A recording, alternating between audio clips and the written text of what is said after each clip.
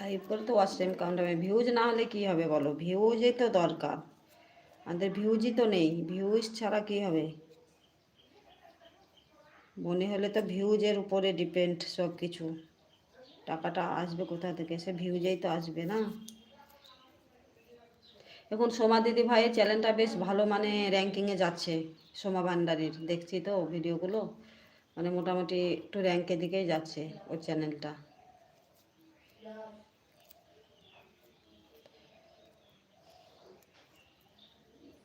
YouTube যে কি পছন্দ করে কি করে না বোঝা বড় দায়।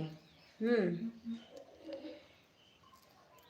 আমাদেরই জানাশোনা একজন, ওর মনে হয়েছে, কিন্তু ও বড় মানে এত সুন্দর ডান্স করে পারফেক্টভাবে, হ্যাঁ, তার ব্যাকগ্রাউন্ডও খুব সুন্দর, একদম সুন্দর মানে পরিবেশন ডান্সের, কিন্তু দেখো ওর ভিউজই নেই। আর দেখো এমনিতে যারা এই হিরিং বিরিং